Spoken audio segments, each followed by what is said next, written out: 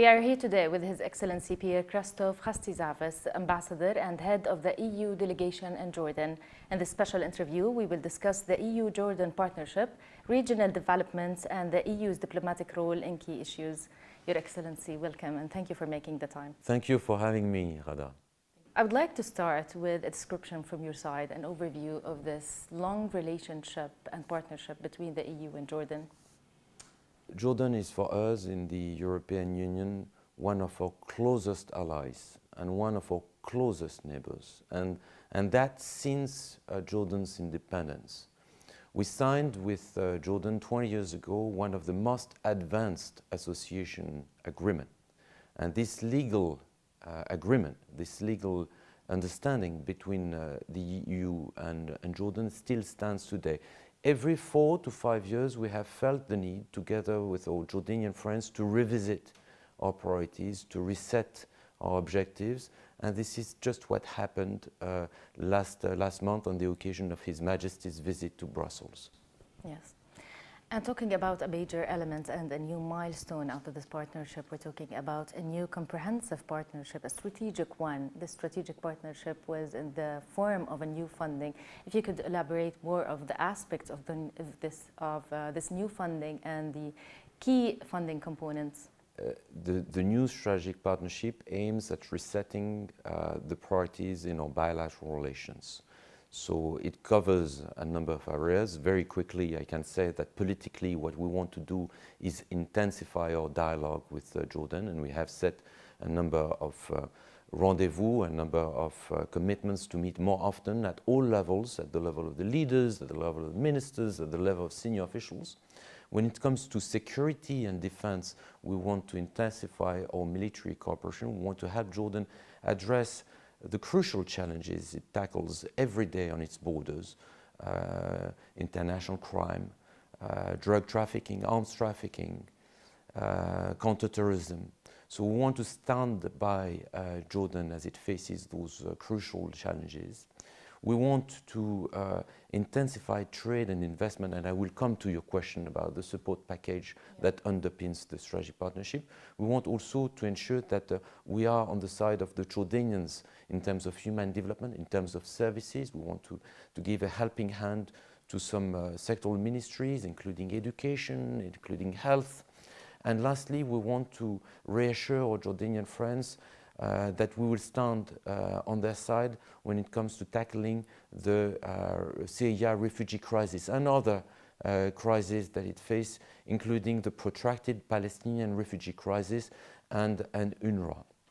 So if you look at the elements, the core elements of this strategic partnership, you understand that you need to inject resources behind all those political commitments, and this is why we are pleased to announce a new support package worth 3 billion euros for Jordan on the occasion of the royal visit to Brussels at the end of January.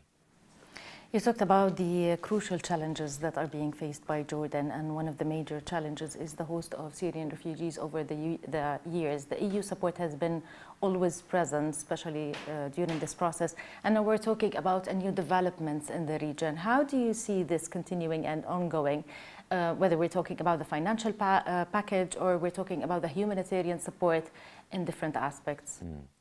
So, غادة, if you look at the details of the support package that was unveiled in Brussels at the end of January, you will realize that out of the 3 billion, we want to provide macro financial assistance up to 1 billion euros to Jordan. That's the proposal that is on the table. It will be agreed upon by what we call the co-legislators, so EU member states and European Parliament, within the next few months. This 1 billion euro package is a very, very concessional loan that will help Jordan address its macro financial issues.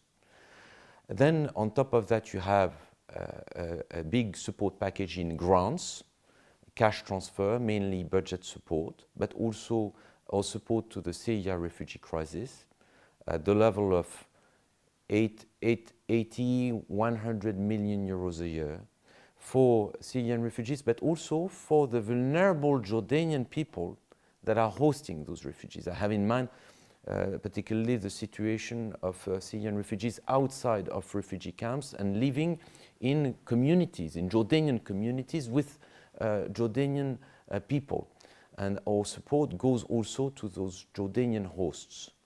And lastly, we think that with the combination of grants and loans, we can leverage private investment at the level of 1.4, 1.5 billion euros. So those are the three elements of our support package. When it comes more specifically to the Syria refugee response, my main message is the EU has been very predictable in its support to the Syria refugee response. Not just now, but over the last years, since the outbreak of the war in Syria. We have been on the side of Jordan, we have been on the side of Lebanon, on the side of Turkey, as they were upholding their international responsibility to host those refugees. And this will continue, because refugees are not going to go away in massive numbers anytime soon.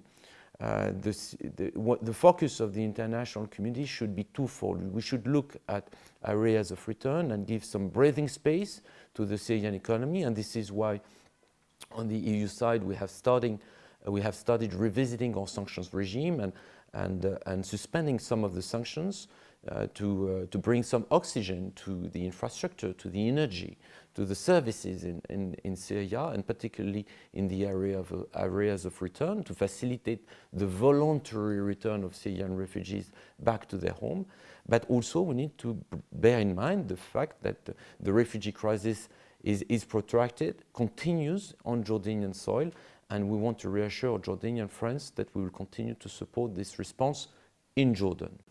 I believe this message is very important because there was some sort of a concern that if the situation, the political situation and the stability is back in Syria, there is some sort of perception that the Syrian refugees will go back instantly, and this is not the case, and it's a long-lasting process.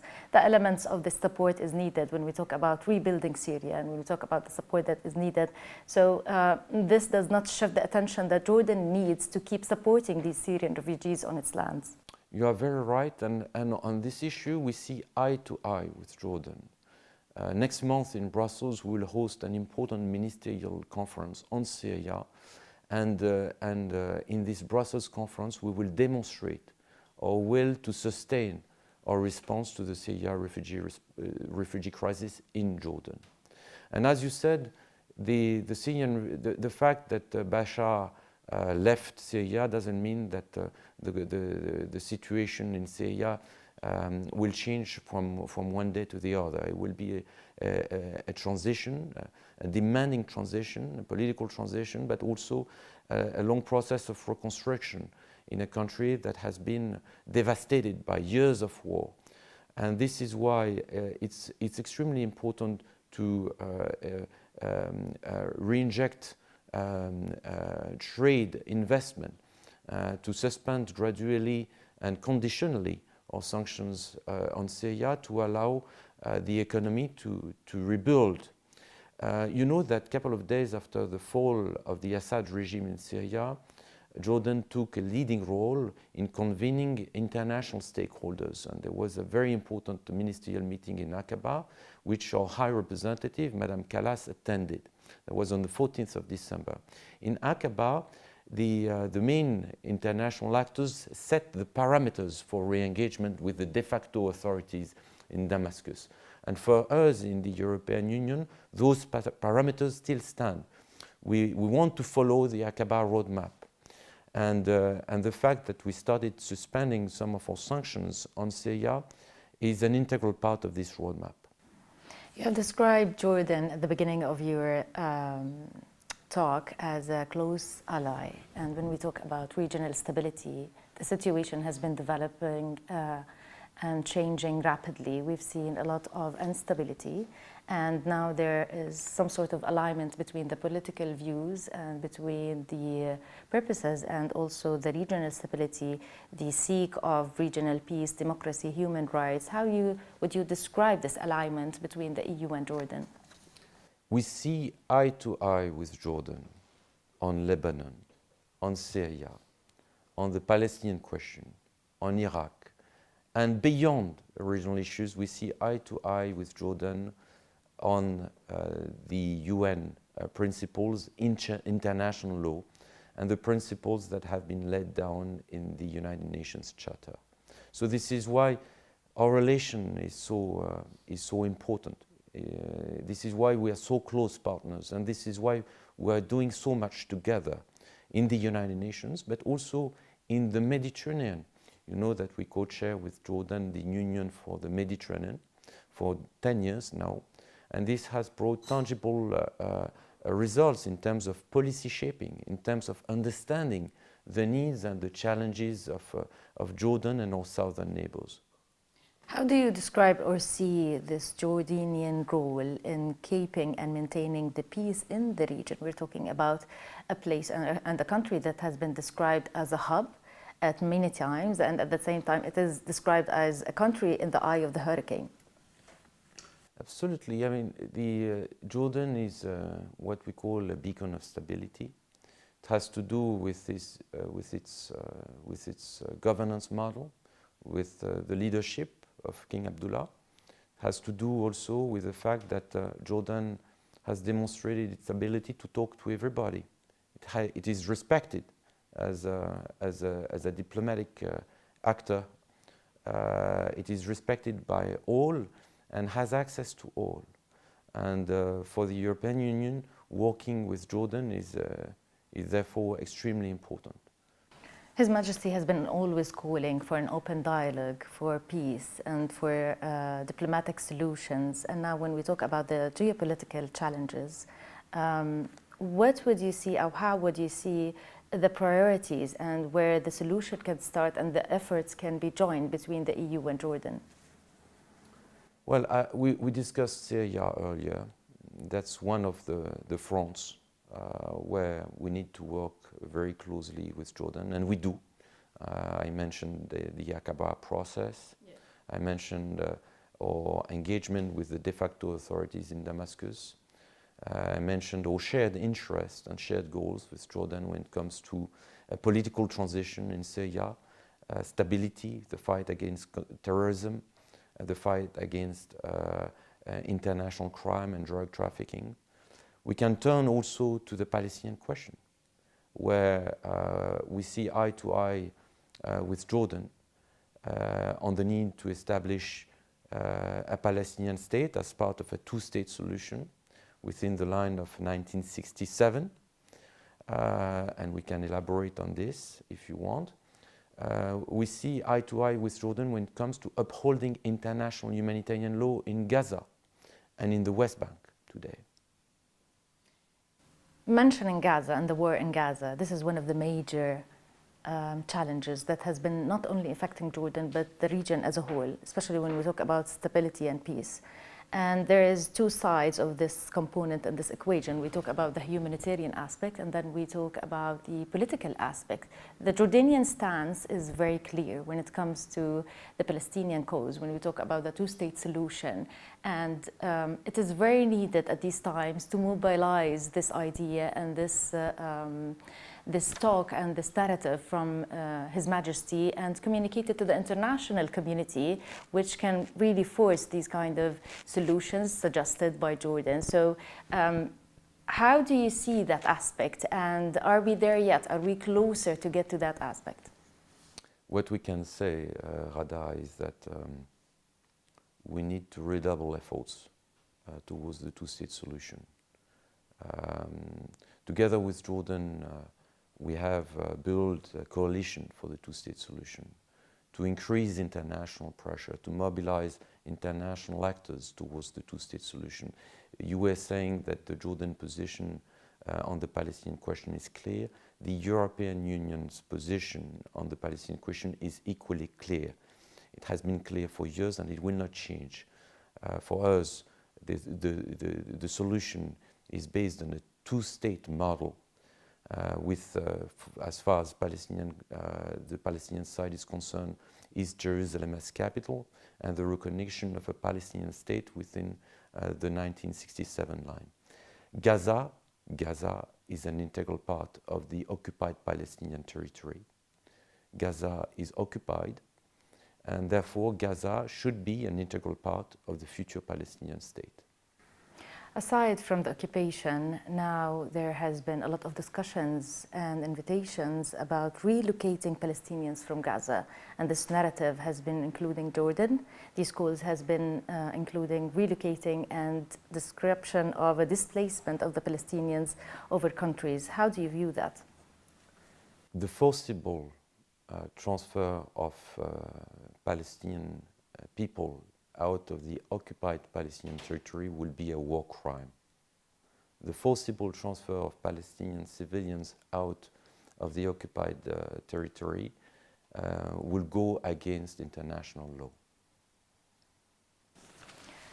International law as a term has been used a lot recently, and there is a very important question about that. Is the viability of this international law, and how much are we far from really implementing this law? Because when it comes to human rights, we see it and we hear it a lot, but when it comes to action, there is a disappearance of this law.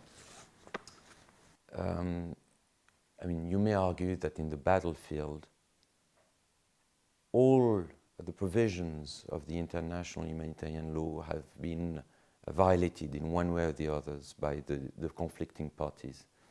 But what we see at the level of international justice is a response at the level of the International Criminal Court in particular, through its arrest warrants against the main perpetrators of this war. So voilà, we need also to look at this conflict from the perspective of the international law that is binding, to all, and you know that the EU has been a strong supporter of the International Criminal Court. In fact, the Rome Statute is part of our DNA. It's in our law, in the national laws, and in fact it's a prerequisite for all the countries aspiring to join the EU to ratify the Rome Statute and recognize the primacy of the International Criminal Court. If the picture is clear, and we're seeing what's been happening so far. You talked about international community and utilizing the voice of this community. What's missing today, and what do we need to focus on, whether we're talking about collaborative efforts, multilateral efforts? Still, no action on ground. We're not steering progression, and this is not blaming any party, but again, the calls are there, but it seems that the intention is missing. Mm-hmm. So, I mean, we are still in the fog of war, but we need to look. At the priorities first. The priority is to sustain the ceasefire, to consolidate it, and you know that humanitarian aid is an integral part of this ceasefire agreement. So humanitarian aid cannot be impeded by law. It cannot be impeded. But on top of that, it has become an integral provision of the ceasefire agreement. And therefore, we should redouble effort to deliver on humanitarian aid. You know that the Jordan corridor, air, land corridor, has been critical from the outset of this war. We are doing our part as EU to support humanitarian aid. Last year only, in 2024, we mobilized 250 million euros for humanitarian aid for Gaza. We have proceeded with medical evacuations through Egypt. We have brought supplies. We have ensured also that humanitarian aid could be distributed within Gaza, which is a tremendous challenge. So now it's time to redouble efforts on that front. There was an announcement by His Majesty that Jordan is ready to proceed with the medical evacuation of 2,000 children from Gaza. It's a very generous offer. The European Union needs to support this offer, and we will try to do that as we did for medical evacuations from Egypt. Today you have hundreds of children from Gaza in our hospitals in Greece, in France, in Luxembourg, in Belgium, even in some of our closest friends that are not members of the EU, Norway, Albania. We have done that through Egypt, and we will try to do the same to support the new Jordanian initiative. You talked about the EU engaging with these regional partners, especially with Jordan and Egypt. If we want to continue and build on that, we're talking about a huge aspect of the efforts needed regarding the rebuilding and the reconstruction aspect, especially in Gaza.